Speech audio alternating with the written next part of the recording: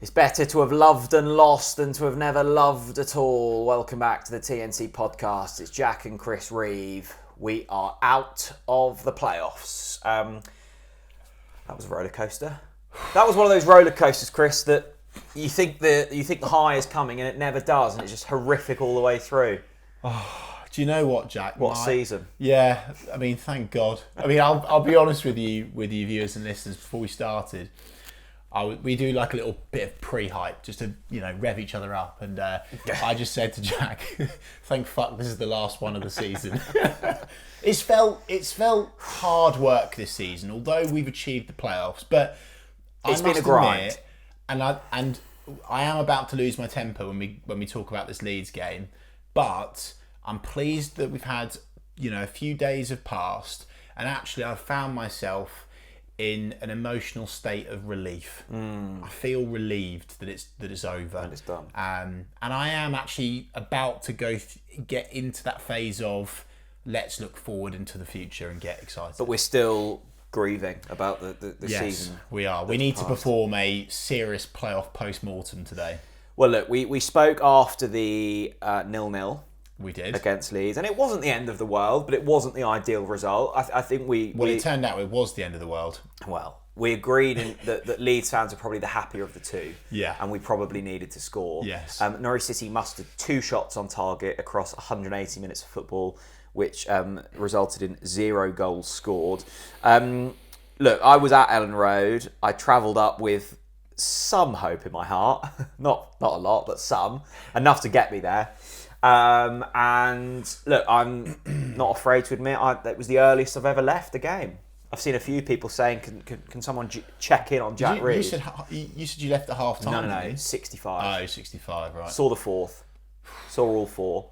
Oh, there's no point staying when the 4th goes in. Come on. Someone, when I was leaving, went, "Why are you leaving? You might miss a Norwich goal." I was like, mate, we could be playing here another week and I won't see a Norwich goal. Yeah. It was horrible. I think you made the right call. Horrible. I'm definitely not one for leaving early, but I think that validates. Only the second time I've ever left early. Sunderland at home was your other one, wasn't it? That's it.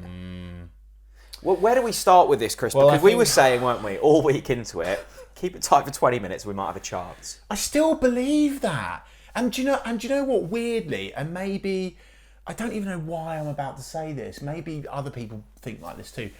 When I looked at the starting lineup, I thought, I'm all right with that. I actually kind of got it. What about this man? Well, yes. Where was he? Yeah, by the way, link in the description. These are great, by the way. For your Borja science teas. So look, I think I kind of got Wagner's setup right. I didn't hate Barnes being in there. I think the plan was to try. Look, we know that Sargent plays better with Ashley Barnes. I think we're in agreement on that, right? I think the idea was we'll try and get the ball to stick to Big Bad Barnsley up top. We'll frustrate them, we'll stop them, and then obviously we'll sit tight, defend for the first 20-25. We said this all fucking week. Just stay solid for 20 minutes, and then the crowd turns. 7 minutes, game over. And it was, and honestly, it was game over, wasn't it? Was. And it was a car crash performance. It was embarrassing, shameful. It was, yeah. And I said this on the Canary Call special last week with Rob and Phil that was Daly. Fun and games, wasn't it? No, it wasn't fun and games. And Rob was talking about the tactics and whether Borja should have started or not. And obviously, I'm Borja's biggest bloody fan. I love the bloke, right? But out of all of that stuff, the nitty gritty of the small details of in-game or starting lineups was we weren't mentally ready for that game. Leeds turned up to that game like it was a Champions League fucking final. Not just on the pitch, off the pitch, by the way. The fans deserve a lot of credit. It was absolutely bouncing. But mentally, we were nowhere near. We looked scared. We looked afraid. The ball was almost. It was like a bit like we were playing like hot potato with it. It really did look like men against boys. It was woeful. All over the pitch, by the way. All over the pitch. No one came out of that game looking good. The hot potato is a good way of putting it. At no point during the 65 minutes in which I watched us, because I certainly haven't watched the half an hour back that I missed, At no point did we look in control of the football. No, it not was at all. very much, oh shit, I've got it. Now I'll try and give it somewhere. And yet, honestly, Jack, Leeds also looked like they were in gear 2 or 3. Well, they just pressed us really high. They put us under pressure. The crowd was really intense, and it was a difficult atmosphere. But Leeds would have had that.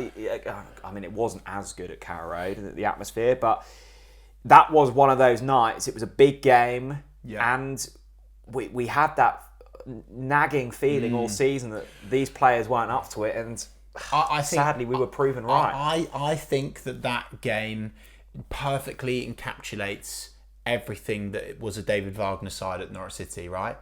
Not completely, because of course we have seen some really great wins for sure, but this Norwich City side under David Wagner were always capable of a 4-0 horror show, of not turning up. And as Nick Mashter said in our live reaction to David Wagner being dismissed, which of course we'll go on to in a minute, massive news.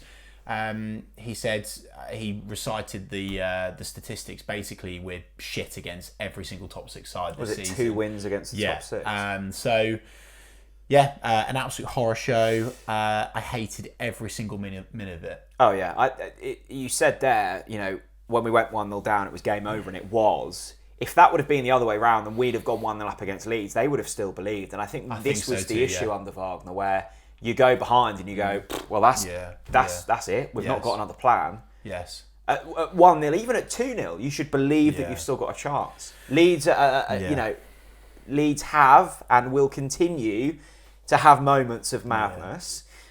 We could have got back into it at 2-0. Josh Sargent threw on goal after an Ampadu mistake. Should have scored. Yes. Look, it was one of those moments where... But when you only get one... I'm going to defend Sarge here. When you get only one of those per game, it's like you've got to be a ridiculous striker to finish every single chance. I was really saddened and hurt with the way in which we folded. I was actually really embarrassed, actually. It was embarrassing. I was actually embarrassed because, the lights, the cameras, on the Nationals, and I'm looking at the way that, we performed, and it was woeful. And as you say, not a single player came out of it with their head held high. I do want to make a point, actually, Jack, about Gunny. I was quite disappointed to see Norwich fans sort of pile in on him a little bit on social media afterwards. Of course, Angus will be disappointed with his positioning for the first. Arguably for the second, I think he wanted to probably come out and punch it. I think throughout this season, no one can argue he's been one of our best players and has been highly acclaimed, including from us as being one of the best keepers, if not the best keeper in the league. I think we actually said the best. I still believe that, by the way. But if it wasn't for Angus against Leeds, and I mean this, right? I've looked at the stats. Angus made 6 saves against Leeds. We still lost 4-0. And I think about 4 of those were one-on-ones as well. He made 6 saves. So, facts don't care about feelings. If it wasn't for Gunny, that game would have been 10-0 to Leeds. We would have lost a playoff semi-final 10-0 if it wasn't for Angus Gunn.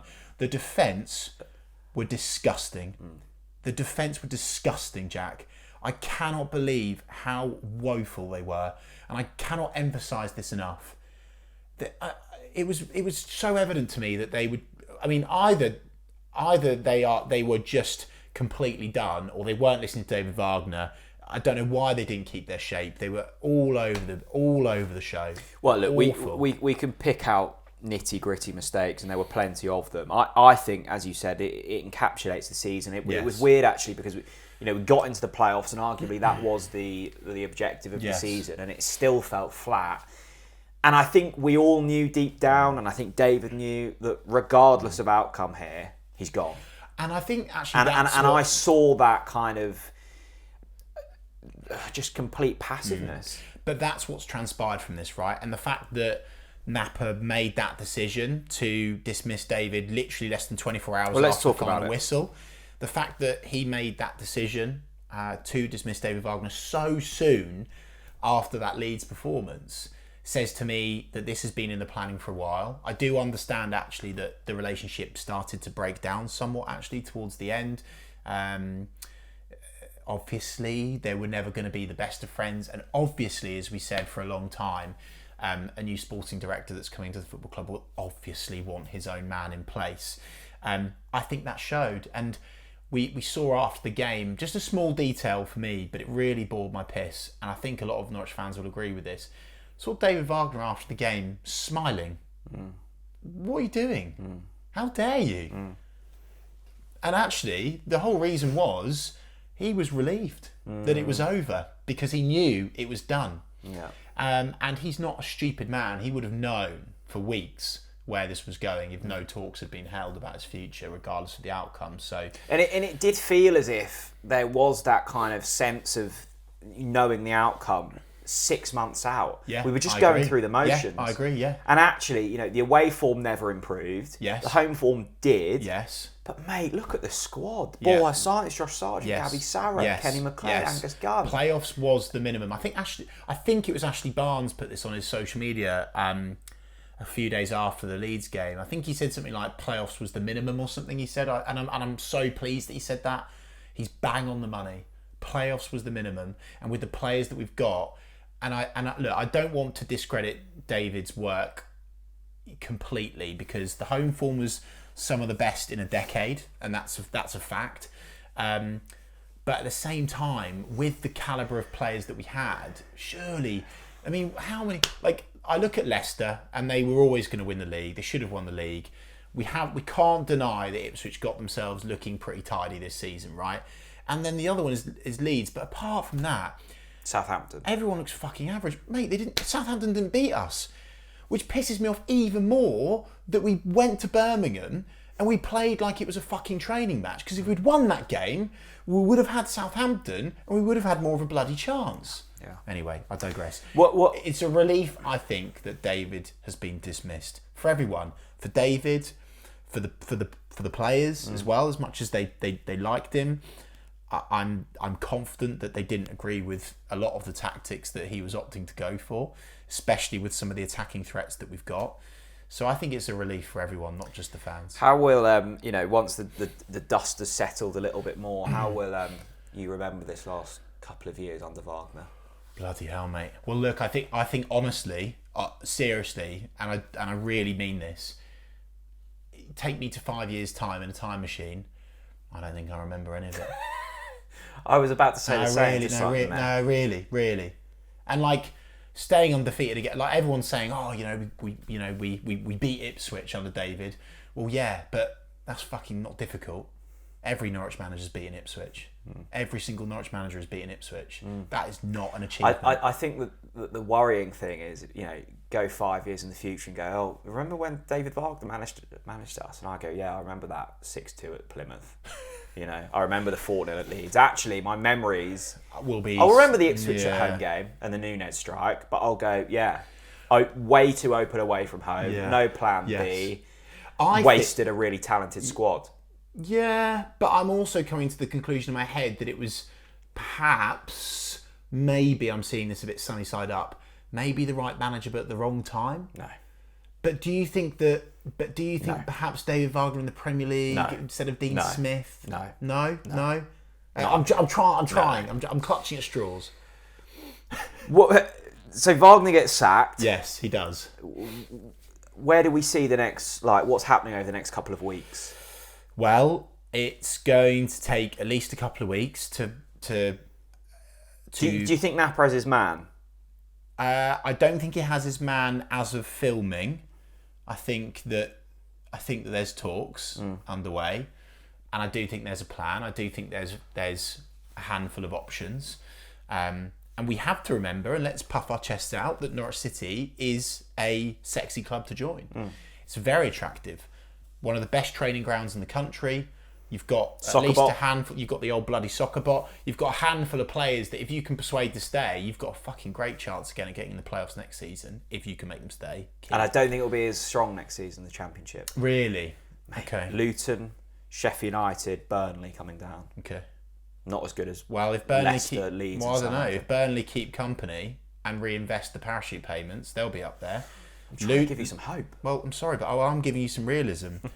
Luton have signed a really solid Championship team this season ahead of next season. I love their striker that they've got up top. Oh yeah, what's his name? Old Morris. Yeah. I think he might have played for Norwich once. Did he? Anyway, what was my point? You lost me. I've no We were idea. talking about something. Next season. Oh no, the manager. So yeah, but essentially, I think that's where we're at. I think for now, Norwich fans need to actually just decompress on the season and kind of just and let's use this opportunity to just get rid of it all. And then hopefully in a couple of weeks, we'll start to hear some rumours and bits and bobs being fed in to the fan base about who could be the man. And yeah, we'll go from there. 5 players look to be leaving. Yes. I mean, this is the other thing, is there's going to be huge squad turnover, I think. Yes. And that's not necessarily a bad thing. We'll see how it transpires. No. Actually, more than 5 players are going to be leaving. Yeah. Let's go through the list. Yeah. Of players that's contract ran out. Yeah. And they're not being renewed. So as of filming, by the way, Norwich City haven't announced this, but we understand as of this point that it is these players. It may well be announced by the time you see this. Sam McCallum. Yes. Gone. Yeah. I don't know. I feel a bit. I'm not entirely buzzing about that. I think I really like. First of all, Sam encapsulates everything that I would want a Norwich player to be. Such a nice guy, and I know fans don't want to hear this, but I think our club has unfortunately signed a lot of people that just want to take this club for a ride. Sam was not one of them, and it's a shame that, again, maybe it's a shame that he wasn't playing under Daniel Farke. Perhaps he would have had a similar trajectory as Max Aarons, perhaps. But yeah, I think he'll be one of those players, I think, where he'll play against us in a year, 2 years time. We'll go, okay, now we probably shouldn't have let him go. I think he might be one of those players. Good player. Would have liked to have seen him track back a little bit more. Ben Gibson.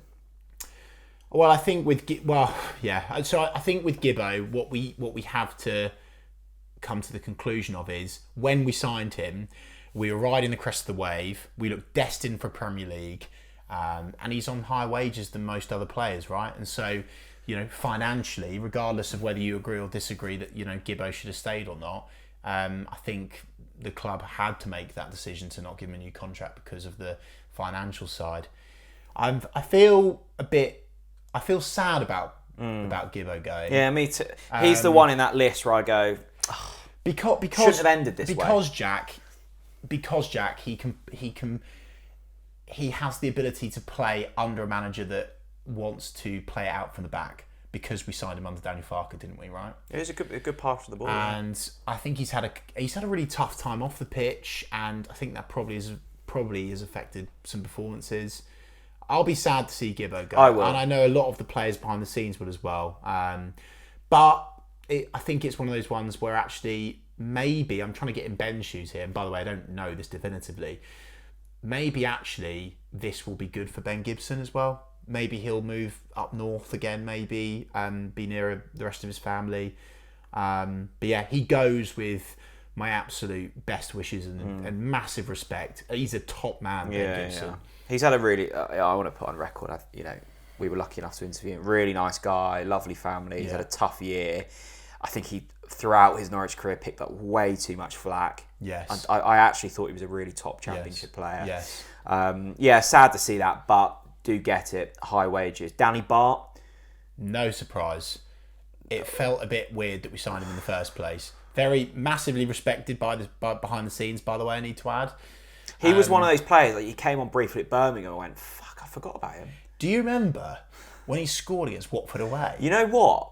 I actually don't. We did a watch along. I know, you tweeted out the clip the other day and I nearly messaged you going, mate, you've had a mistake. No, I had genuinely forgotten that goal. That was the Huang-tastic night as well. No, I remember that goal. When Hurricane Huang had a howitzer. You say, Chris, that you look back in 5 years ago, can't remember any of that. Yeah. I've already got that. So someone said the other day, do you remember when we beat someone at home 2-0?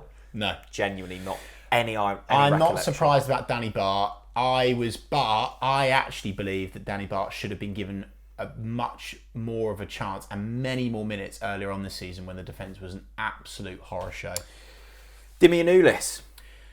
I'm surprised about this, but you can probably apply the same brush that we've given Gibson with Dimmy. Okay. Because we signed them at the same time, didn't we? Yes. On the crest of the wave going to the Premier League. I think Dimmy. Good player, Dimmy. Do you know what I love about Dimmy? Puts a tackle in. Yeah, bit of meat on the bone. Good. Shit against Leeds, to be fair. By the way, he's not had an easy ride in terms of injuries. I remember I think it was the first Premier League campaign where I think it was Farker didn't fancy him in that. I think there was a couple of red cards in there. Maybe I'm making that up. But yeah, no, I think essentially Dimmy's had a very stop-start 3.5 years at the club. But again, a great guy, the Emperor of Norfolk. And I actually think if Dimmy was in a defence with, two perhaps more mobile centre-backs that can run, that can pass, if he had a midfield in front of him that wasn't constantly chopped and changed by all of those managers, by the way, that we've had, because he was signed under Farker, then he was plagued by Dean Smith ball, and then he had fucking Wagner ball after that. So it's like, that's tough. I'll be sad to see Dimmy go. Me too. And clearly Ben Napper just hates left backs. So maybe this is a hint for next season. We'll play this unique formation where we don't have a left back. Yeah. McCracken. Yeah, no surprise, to be honest with you. Remember him fondly? Yes. He's gone. One I'm really sad to leave, a memorable Norwich City career, Sidney van Hooijdonk. Will always have the assist against Cardiff. He is now in the exact same bucket as Luciano Becchio. Yeah. That is a bucket you don't want to be in. Yeah, the Ricky Van's Wolfswinkel. I guess he scored though. To be fair, Wolf scored 2. We'll never forget Rotherham away in the cup. Was it the cup or was it league? Cup, yeah. John Artson, David Strahafka. Maybe even I'll put some respect on Srebeni's name. Everton away and all that. Sidney van Hooijdonk just random. He'll be a pub quiz question. I was about to say it will be sat in a village hall in 25 years. Yeah. Do you like Pointless? I don't, but I'm not surprised. Do you know the format? Yes. Pointless Norwich City strikers. He's a pointless answer. Sidney van Hooijdonk. Remember when we signed him and he was a meme straight away, and we were like, it feels very strange, but let's get behind him. Do you remember the Sydney show? Sydney's time. He was pathetic. It wasn't looking good, was it? Bless him. Nice guy. Is he? Yeah, nice guy. Okay. But unfortunately didn't work out. Pedro Lima. Here on work experience. He was literally a work experience student. That was so random, and the fact that we didn't even have an option to buy, that was just bizarre. Pedro Lima, if you say his name in 2 years, I'll go, I've not got a clue. Again, though, I quite like it as a pub quiz question. Who? Pedro Lima. Look, what's exciting about this, though, is that there's going to be a high churn. One of the things that we can say as well is Jakob Sorensen is staying. He's been given a new deal, and it's a year with an optional club option year after that as well. What do you think to that, Jack? Honestly, as always, I couldn't care less. Meh. I mean, that's not got my juices flowing. What do you want me to say? Jakob Sorensen, he's done nothing all season. He's a utility player. No. Just one of those multi-tools in your toolbox that you use maybe once a year, and you go, "I'm glad I've got that, but I'll forget about it now." Right. Okay. Honestly, I couldn't care less. Right. Well, I'll level it out then. Okay. I think the reason why they've given Lungi a new contract is because he can play multiple positions. They're getting rid of so many players this summer. I suspect Lungi's on probably quite affordable wages as well. I don't actually know that, by the way. I'm just finger in the air. I reckon they can probably afford his wages. So yeah, just quietly gets on with it, doesn't he? So I think I'm a bit surprised that they didn't just renew the option, but fair enough. You've done a brilliant job in being kind there. Thank you, mate. Let's move on. Questions. Let's do it. Here we go then. I think we advertised this as a counselling session. Yes, so sit down, grab yourself a cuppa or a Lakens, 20% off, link in the description. Still flying well, by the way. You've gone all sort of, you sort of cross your legs. Mindful yoga. Maybe we should start a wellness channel. I'm the epitome of wellness. Wellness. KWL OTBC. Love that. So as in hindsight, should we have got rid of Wagner in the autumn? The Sidney Van Hooijdonk and Danny Bart signings were strange. There was an obvious disconnect between Napa and Wagner. Carlos Cuesta for me with the names mentioned. I think, is it Kate or Katie, sorry? KWL OTBC. None of that. It's KWL OTBC. What I'll pick out from that is it was so obvious instantly that Napa's vision and Wagner's visions of how football should be played and the squads just did not align. It just did not align. You know when you have a magnet and you put them together and it repels from one another.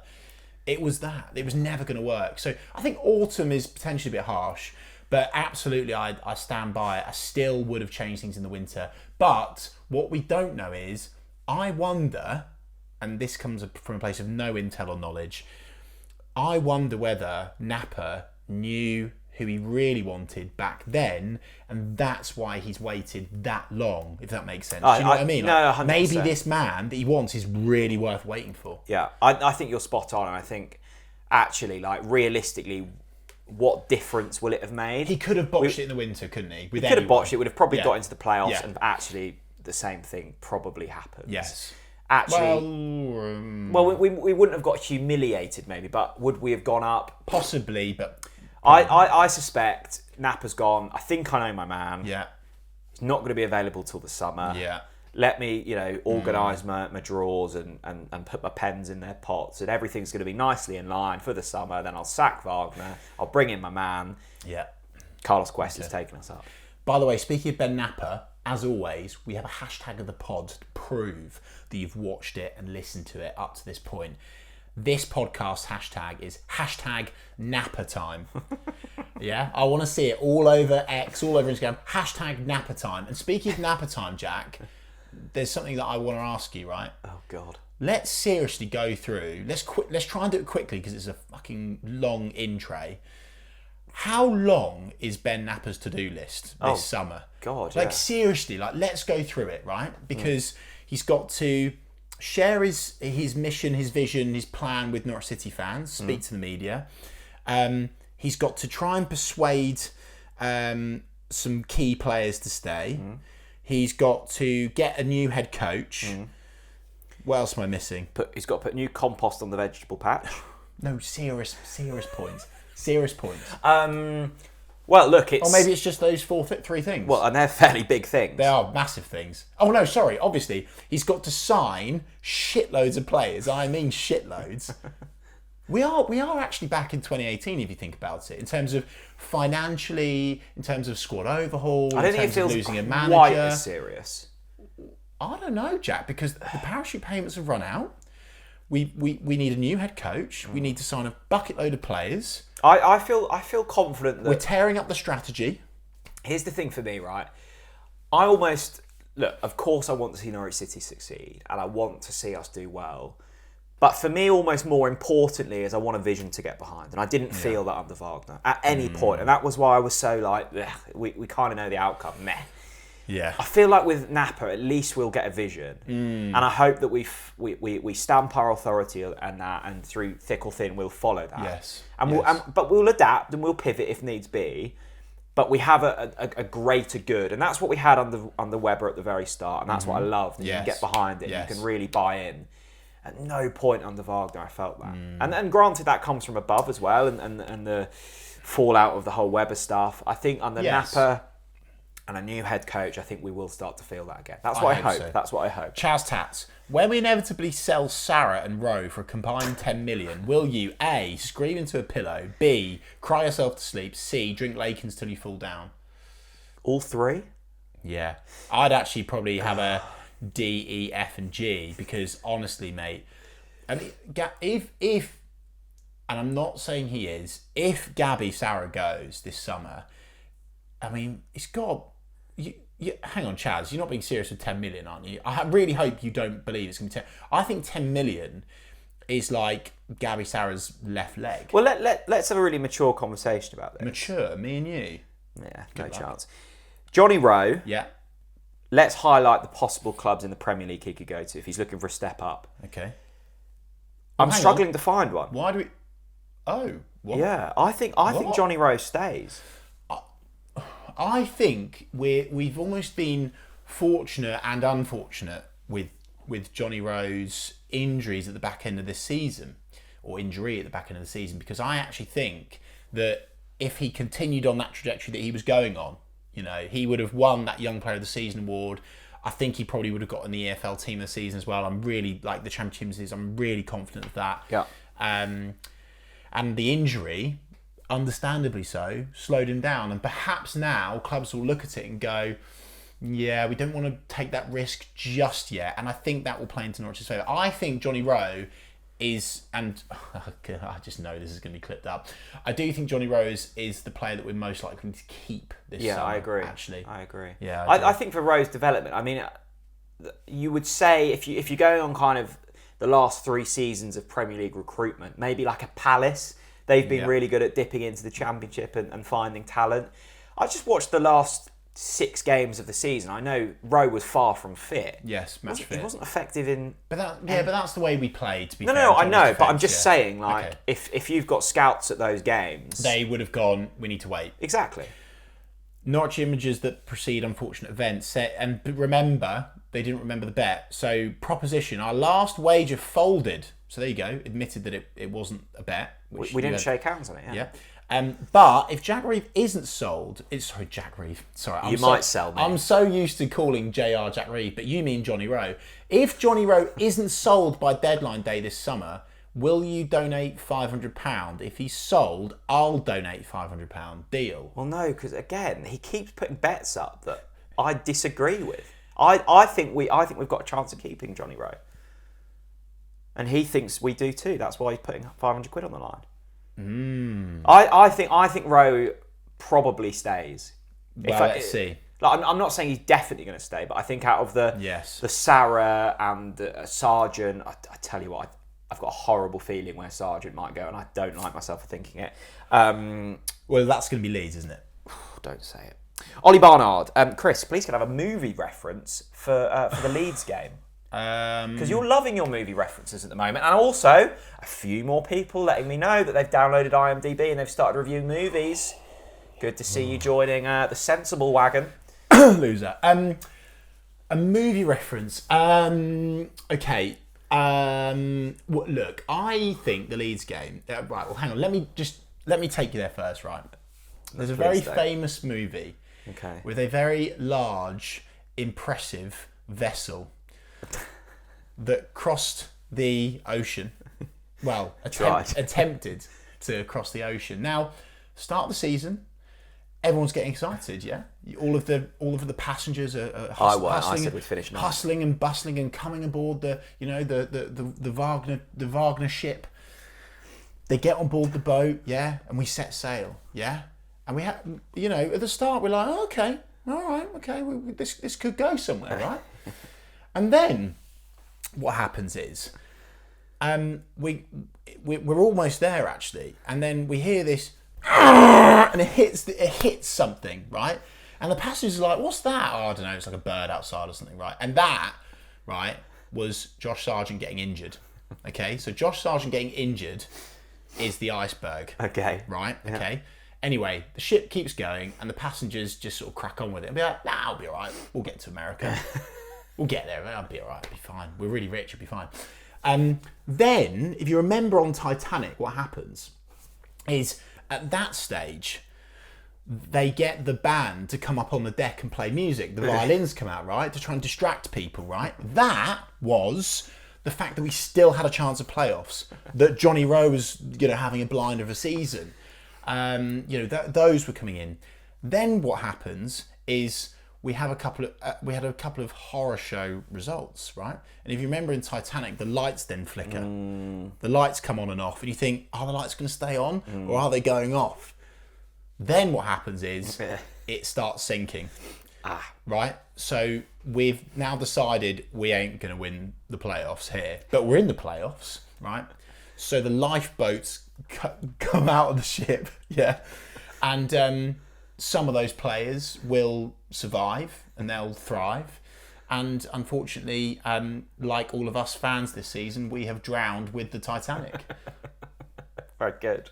Very good. I think that's my analogy. You're becoming a bit of a movie buff. Thank you. That was good. Well, not really. Titanic is No, I standard know. stuff, isn't But it? I mean, what have we had in recent weeks? Nemo, Yeah. Gladiator. Gladiator. You've got an eclectic mix of films in there. That was so random. No, that was good. What about this from Tyler Kirk? Statement. I never thought I'd see Norwich play Oxford United post 2020. Here we go.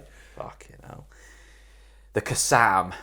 Fancy an away day at Oxford next year? Yeah, I do. I really do. Do you? Yeah. Have you seen the stadium? Yeah. That's what makes me want it. Really? Yeah. I mean, it kind of reminds me of Burton away. Remember when we went to Burton? It can't be as bad as Burton. It might be. Do you remember? Is it Burton where it like stinks of Marmite, where the Marmite factory is? That's it. Yeah. Fucking hell, it was dreadful. Yeah. I do remember that. Sadly. Keep going then. What have you got for me? Matt Gregory rant. The tone was set with the Birmingham performance and Wagner's attitude to bring in the playoffs after our defeat. Sorry, to being in the playoffs after... Oh, fuck, I've botched this. Rant. The tone was set with the Birmingham performance and Wagner's attitude to being in the playoffs after our defeat. The negative tactics in the home leg were the final nail in the season with a complete joke away performances, which were deep down, which we all deep down could all see coming at Leeds. Matt, I'm blaming you for me not reading that properly. There was no punctuation in that at all. Well, if I'd just watched us lose 4-0 to Leeds, I would have given up on comms. Yeah, that's pretty good. I went to 5 away games this season, Chris. Well done. And after each one, I thought, oh, it's got to be better than that. Oh, it's got to get better. Started with Fulham in the Cup. Yep. We had, what's his face in goal? I can't even remember his name. George Long. You can't remember his name. Forgettable. George Long. That was a horror show. Then I went to Coventry. Gibson stuck it in his own net. That was a horror show. Then I went to Birmingham. That was an absolute disaster. I went to Leeds. That was fucking diabolical. Yeah, but to be fair... I'm forgetting one in there. Oh, I went to Bristol City. You said that was one. What even was that? Did we draw? Yeah, I think it was a 0-0. I think it might have been 0-0. I think you described it as the most boring game you've ever watched in So your life. in 5 away games, I've seen us score nearly as many own goals as I have goals. But I did see this man score. Yes. And by the way... Links to the description. Yes. Get your Borja Signs tees. And get them just in case, by the way. If you needed a man to give you confidence... Right. You would go to a man called Barney to give you confidence. I really would, yeah. Barney who, by the way? Just Barney? Barney T. Barney T. Statement, we needed this. Big Barney. Wagner didn't trust our youth, and we've got a great crop of players coming through. If we can get a youth-orientated, exciting, long-term project with a young manager, we can go up and prepared next season or the season after. #OTBC. Love the optimism there, and a great point. Brad Hills. Wagner didn't give enough opportunities to the youngsters. Kennebo. I do. Sidney Van Hooijdonk. No, he's gone, isn't he? I do worry that Wagner's priority of experienced players has perhaps disenfranchised some of the younger players, Jack. I'm concerned about that. And I think it's absolutely essential. Like, I don't actually... I've seen a few questions. There's a few questions in here asking us, like, who do we think will be the next coach? Who do we want to be the next head coach, right? My opinion is that, first of all, I actually don't know. I actually don't really know. But the one thing that's absolutely essential for me is they must value, prioritise and nourish and coach the youth. Because as a football club, to survive in this greedy 6 Barclays Premier League world, we've got to invest in the youth. Yeah? We tried to botch it, this season, and we can no longer do that. So the new gaffer, if you're watching, Ben... Mr. Napper, #Napper time, don't forget to post that. You've got to prioritise the youth.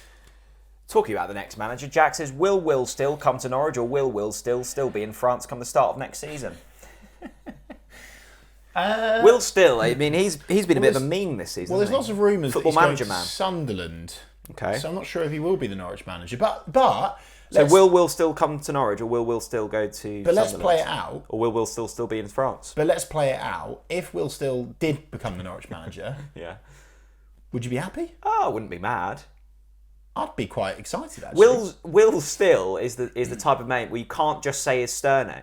Surname.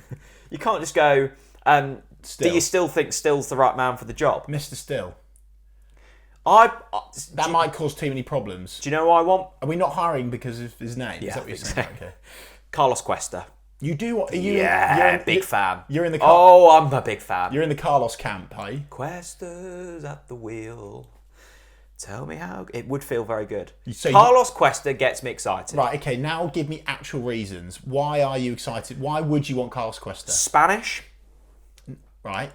young, Yes. great to look at, sexy football, fantastic education. Hang on. Sexy football. He's not been a head coach yet. Remember? Oh, mate, Arsenal's football. Yes. He's the brains behind that. Do you know that? Do you? No, but I think he is. Mikel Arteta's just a puppet. It's all Carlos yeah. Cuesta. That is Carlos Cuesta's Arsenal. Carlos Cuesta's Norwich City. That's got a ring to it. That's got a ring to it. Carlos Cuesta, Brad Hill's at the back, Abu in attack.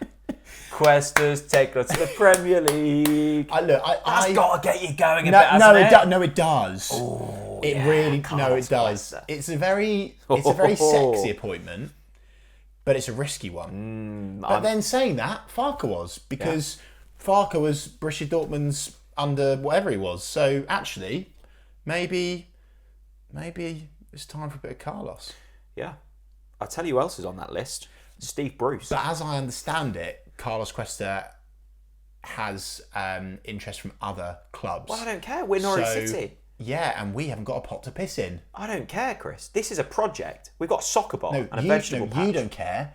Carlos cares. This is a good learning ground for Carlos Cuesta. Right, there you go. Jack Rees made it clear. Let us know in the comments, who do you want to be the next Norwich City head coach? Absolutely. Go. Give me more. Harry says, question, is Jack okay? Saw him walking down the Elland Road steps away from the dross. He looked a truly broken man.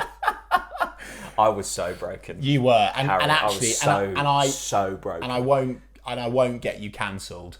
But what I will say in a roundabout way, the messages I received from this man during that Leeds performances were probably the worst I've ever seen or heard from him in our whole friendship, right?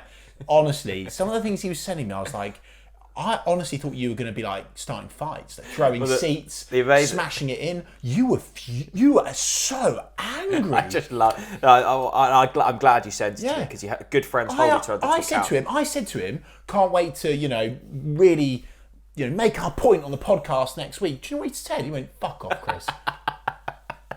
My favourite message from you was capital letters. Stop tweeting now. And I just went. Yeah, fair play. That's so true. I was like, Jack, I said, you need to be careful, mate, because you are so angry. I'm really worried that you're gonna cancelled. Who said that? Harry, thanks for looking out for me. I wasn't okay. I am okay right. now. I've just read something that seriously depressed me. Oof. Fudge for Brains says, Sharks are circling for Sarah, Sargent and maybe Rowe. Will next season be a relegation battle? No, it won't be. No, it won't be a relegation battle. No, I'm relatively optimistic. I don't think it can be worse than this season. That's going to get clipped up. Yeah, it will. I think we'll keep Rowe. Yes. I know the one that's got to hurt me the most, and that's Sargent when Farke signs him. If Leeds go up. That's going to absolutely do me in. If Leeds go up. That's going to really hurt. Sarah, I think he probably does go, but I think it's an amount of money where you go, love you, Gabby, but off your pop. I think, so on the Sargent thing, Sarge is going to really hurt Chris. If Leeds go up, imagine him in a Leeds shirt. I'd be putting a lot of money on that because he wanted him, didn't he? Yeah, Farke was the one that pushed it through. He was warned by scouts that he might not be the right man. We were initially offered him for a much smaller fee than that we paid. Farke insisted upon the fact that he wanted Josh Sargent, so he is going to want him at Leeds, and Leeds have got shitloads of money when they go up. Russ could beat them. No, sorry, if they go up. Sorry, that's what I meant to say. Nice little one from and I hope he does, Finley. by the way. I hope he does beat them, by the way. Who? Russ. Well, they got a chance. I think Southampton have beaten them twice this season. Bit of karma. Finley says, nice little point here. Congratulations to Josh Murphy in Oxford. Murphy scored twice at Wembley, didn't he? Which also means 6 points next season, an away trip to a stadium with 3 stands. Well, Finley, I'm sure that will be clipped up. But no, lovely to see Josh Murphy score a couple. Yeah, good to see his career get back on track. Yeah. Josh, like Jacob, like Jamal, like Sam, some of the nicest players, nicest humans we've had at the football club. Suki says, what would you say the biggest collapse in Championship history is? Well, probably Leeds against Derby in the playoffs, but you can't call it a collapse because we never built anything. You can only collapse something if something's built. There was nothing built. The foundations weren't even there. So I agree. It wasn't a collapse. It was just a death. We died on the pitch. We witnessed a death. Can you tell this is the last podcast I said to Johnny as I was walking out, I said that was the equivalent of watching your pet get put down. Really? Are you okay? No. You're not okay, are you? No, I'm still not over it. Mate, that was a horrifying experience. No, I know, but you're really not okay. But I shouldn't be okay. But do you know? But Jack, I'm surprised because multiple days have passed since that Leeds game, and you're still broken. It's under a week. This is going to take months of real deep healing. No, it's not. It's going to take the new kit and the first signing for you to be like, we're off to the races. And I tell you what I really need. What? What do you need? Carlos Cuesta with the scarf. The scarf shot. Is that what gets you going the most? That a new gaffer? Yeah, scarf shot. Is it? Yeah. The scarf shot? Yeah. Like that, Carlos. Come on, Carlos. You like the scarf shot? Okay, interesting. Yeah. Christos Jolis, he's coming back. Yes, he is. I think. And it'll be interesting to see whether a new coach actually uses him or whether they try and cash in on him. He's had a fucking brilliant season, by the way. Top scorer. Brilliant season. Yeah. So fair play to him and big up Christos Solis. Absolutely. Tom says, would you take a manager like Graham Potter and another well-known coach or something different and new? Tom, I really appreciate your question, but you are living in La La Land if you think that Graham Potter will come to Norwich City Football Club. I'm sorry, it's not happening. Toby says, I love Toby. I love the people that try and find a positive when there's not a positive. Yeah, go on. What's Toby saying? This is brilliant. We've shown that we compete with Premier League sides this season. In Fulham, well, we lost there, and we went and scored 2 goals at Anfield. So that's 2 positives we can take from the season. Didn't we lose 5-2 at Anfield? Yeah. So Toby's positive is that we've been beaten twice in 2 games against Premier League opposition. That is a bit of a strange contribution, but thank you, Toby. Charlie says, rage. I know a lot of people disliked Wagner for his football, etc., but some of the things people aim at him on social media is disgusting. No need to get personal or call him XYZ. He's only human like the rest of us. Just got it wrong sometimes. And look, Charlie, I massively agree with you, my friend. I think some of the stuff that's been said about him is absolutely awful. You can agree with his tactic, but it's the same for players. And we speak about this on our podcast. Whenever we have a player, we tend to... Sorry, mate. That was so rude. So rude. I'm so done with that. I'm so sorry. That was quite good from you, actually. That was a big yawn. Yeah. Was that banter or legit? No, that was a legitimate yawn. You're really not okay, are you? I'm not, mate. I'm not. Anyway, my point. My point. What is my point? No idea. Abuse to David Wagner. Yes, abuse to David Wagner. Every time we speak to a player on the podcast, stop yawning, they always say about social media abuse, how it gets too far, how it affects the families, etc. And it would have been the same with David Wagner. You can disagree with his tactics, etc. And as I've said, and I will continue to say, David Wagner is a very, very good man. He's a good bloke, great heart, genuinely wanted to and did immerse himself in the local community. Yeah, good bloke. Helped people, went above and beyond, and it's just one of those unfortunate situations where it didn't work. And actually, that was one of the reasons why I was saying, regardless of outcome, let him go. If we would have gone up, let him go on a high. Yeah. We knew this wasn't going anywhere. It's cruel to try and make us believe that it is. I'm sure David will go on to another football club and do good things. He is he's clearly a very good man manager, right? Tactically left you wanting a little bit more, but in terms of man management, very good. We do wish David all the best, genuinely. Absolutely. But Carlos Cuesta was a very popular appointment because Josh, I'll do a couple of quick fires here, says Carlos Cuesta's crafty Canaries to win the league next season. George Hale says Carlos Cuesta's Yellow Army, NCFC. Carlos Cuesta's Yellow Army, NCFC. Some chants have started already. This is one of those ones where you have a front runner for ages and then all of a sudden it's like Alan Kirbishley. Yeah, We'll- Alan Kirbishley. Isn't We'll it? go on a European-wide search and hire Neil Adams. Do you remember that? Oh, that We've got me going. searched all of Europe. Do you remember that line? We've searched all of Europe. Neil Adams. That was a classic. I tell you what gets me really excited about Carlos Cuesta. One more thing. Right. We could be the start of his thriving I career. love how right? we're talking the about roots. something that we do not know even exists. There is nothing out there to say that, like, we've shown an interest, yes, Yeah. and we do understand that conversations might have happened, but that is a might, and we're not talking advanced. We're not like we're nowhere near that. Chris. And you're talking about a man that doesn't like. Chris, I've just watched my team right get pumped, Get smashed. at Leeds. Yes, you need something. Let me have something. Yeah, fine. All right, Okay. fine. I don't care if I'll let he. you have I don't care if he said publicly Yeah. that he doesn't want the job. I need something to grab onto. Shall we finish this podcast? Our last podcast this season? Yes. Okay, so Wow, what a season! it has been a season. It's been a roller coaster. Don't forget to hashtag Napa Time if you've watched this podcast. And on behalf of Jack and I, we wanted to say thank you, didn't we, Jack? Yeah, no, it has. It's always nice when you get to the end of the season. You can look back, and I still don't think the dust has settled. But we've done a lot of seasons now, particularly on this podcast. Do you know how many seasons we need to?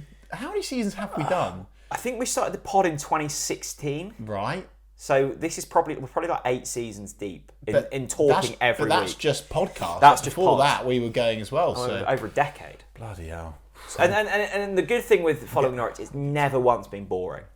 Do you think, Jack, that we'll get to the step? Like, I actually had an idea. Actually, I've not even told you this. Right. Shall we have shall we bring in our successors? Is in like our kids. Yeah. So like, if we have, hopefully we're lucky enough to have kids. If you want to have kids, I think we've Mm. had that discussion. Maybe your son can go here and my daughter can Mm. go there, and they can be the future of TNC. I would love to This at one is such stage, tangent, by the way. stage, Chris, be sat in our rocking chairs, smoking a cigar, Slagging off the TNC presenters, saying how wrong they are. going, oh, remember Pedro Lima? And I go, And Sydney Van Hooydonk. Chris, I can't even remember my own name, let alone Pedro Lima. No, seriously. It's though, been great. Thank you so much for all of your support. I know we say it all the time, but it's because we really want to make it clear. We're so fucking grateful. Like, people like email us from like fucking Japan, Timbuktu, Bali, Antarctic Circle. Not quite that far. Like, just the most random, obscure places. And it really means a lot to us, doesn't it, Jack? And like, But it also helps us, being able to sit here after we've been beaten 6-2 by Plymouth and talk it out. It's a nice counselling that keeps you session for going. us, yeah. And I'm so grateful that you all listen in your droves Yeah. week in, week out, listen to us chat absolutely. And again, on a serious note, another great fundraising season as well for Big C and for Norfolk Waveney Mind as well. But basically at 50 grand now. Thank you for our so much charities. for all of that fundraising. It's brilliant. And I know a lot of you are like, oh God, I'm going to miss the TNC podcast over the summer. We are going to be doing some TNC podcasts over the summer. They'll be a little bit sporadic though. They're not going to be every week. And what I will drip feed in, without your permission, is I am working on a couple of big exclusives already. And I'm really hoping to land those. And they will be filmed and hopefully published this summer. Look, there'll be loads of content. I think this is going to be a really, really busy summer for Norwich City. Yeah. New head coach, big squad turnover. Yeah. So stay locked in. Be checking out what's going in at the vegetable patch up at Colney. So lots to cover. And I think my final message is, and we always say it, Chris. You don't follow football for the results. You follow football for the connection, the community, the laughs along the way, and The pain and the pleasure. we've got that.